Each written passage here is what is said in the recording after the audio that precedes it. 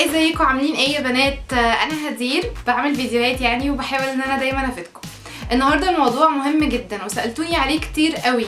قعدتوا تقولوا لي اعملي عن اللبس اعملي عن اللبس. في الحقيقه انا من الناس اللي بتقف قدام الدولاب ما بتبقاش عارفه تلبس ايه، وما اعتقدش ان انا جامده قوي يعني في تنسيق اللبس، بس على قدي. بس النهارده في حاجات اساسيه جدا لازم تكون في دولابك. ايه هي الحاجات الاساسيه دي؟ ده اللي هقولها لكم في الفيديو النهارده، فبليز كيب واتشينج.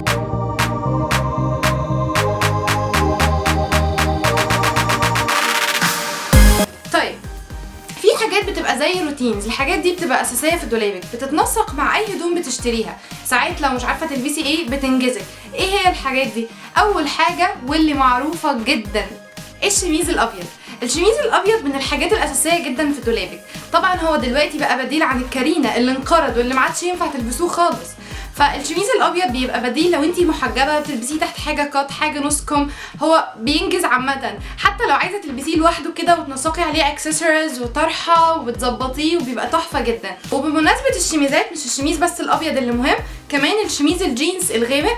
الشميز الجينز الغامق ده انا بحبه جدا، لان انتي لو محتاجه تدي لوك كاجوال ونازله الصبح وعايزه تلبسي كونفرس ومش عارفه تلبسي ايه، ممكن تلبسي الشميز ده.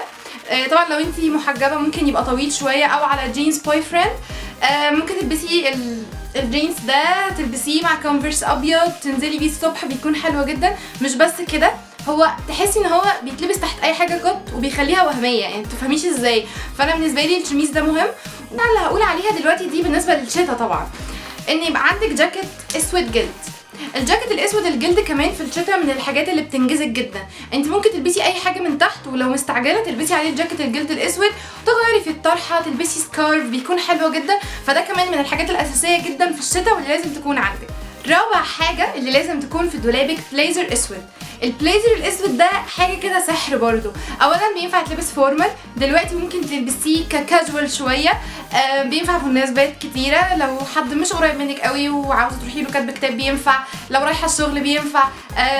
نازله بالليل عايزه تلبسي شويه شيك بس تعملي له ستايل كاجوال شويه بالشوز، بالطرحه، بالاندر شيرت، بالحاجات دي. فالبليزر الاسود ده لا غنى عنه بتاتا، وده البليزر بتاعي انا بحبه عشان شكله مختلف. فلو عجبكم، انا كنت جايباه من عباس العقاد، من محل اسمه ريكي وكيكي كيكيكي كيكي بيكي حاجه كده يعني. فيا رب يعجبكم. القطعه اللي اقول عليها دلوقتي هو تي شيرت، مش لازم يكون شبه ده يعني، ومش لازم يكون لونه اسود، ممكن يكون تي شيرت ابيض، بس هو بيكون تي شيرت مريح جدا وواسع. انا ده بحبه جدا لما بكون مخنوقه مش عايزه البس حاجه تخنق على نفسي، انا بلبسه على جينز بوي فريند وبيكون حلو جدا، وبنزل بيه وبيبقى خفيف قوي الصبح في الزيت بالذات في الحر. فممكن عادي فممكن يكون عندك تي شيرت زي ده.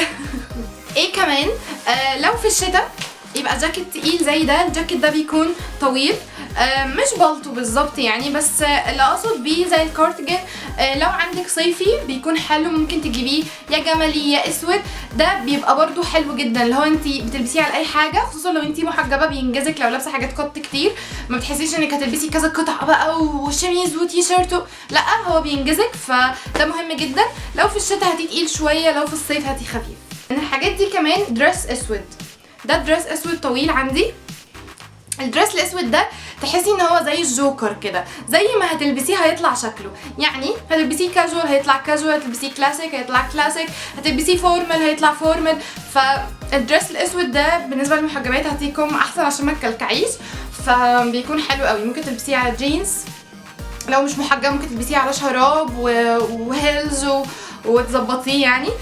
كمان ممكن اصلا تلبسيه هو والشنطه، يبقى التركيز عليها، تبقى الشنطه شيك جدا والشوز شيك جدا وطرحه ملفته، وفعلا بيكون حلو يعني. تحسي ان هو ساده، ايه ده انا هعمل بيه ايه، بس فعلا بيفرق جدا في اللبس. طيب ايه كمان محتاجه كمان خصوصا في الشتاء؟ سكارف سودا. السكارف بس دي مش ساده يعني، بس انتي ممكن الافضل تجيبي سكارف ساده، بس انا بحب دي قوي قوي قوي.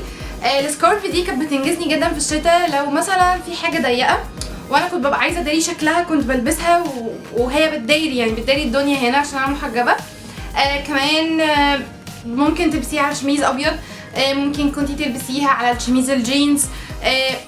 برضو هي زي الجوكر، فدي من الحاجات الاساسيه ان هي تكون عندك. حبيبتنا كلنا واللي معروفه واللي مش هقول اي جديد فيها، الطرحه النبيتي.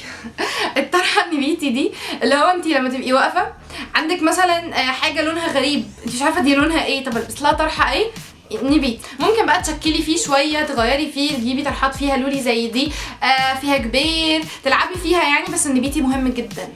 ايه كمان، نروح بقى للجينزات. البوي فريند ده بتاعي، جايباه من برومود او برومودا، انا ضايعه في الاسماء، من سيتي ستارز. ده كنت جايباه ب 500.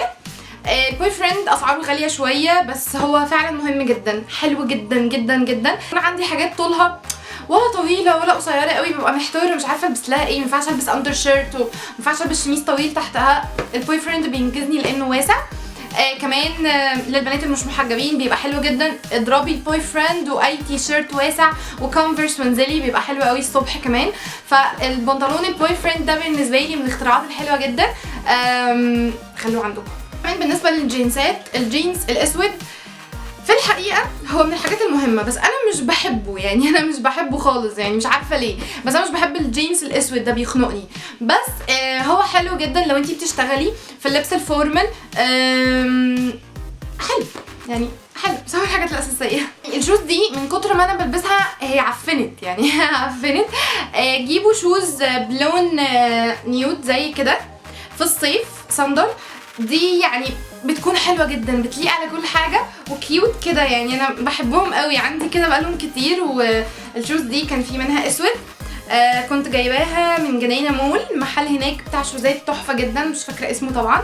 ف دي مهمه برضو ان يكون عندك شوز زي دي فلات خالص.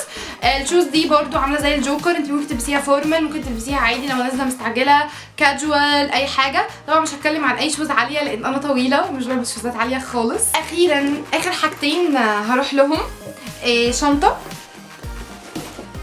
جملي.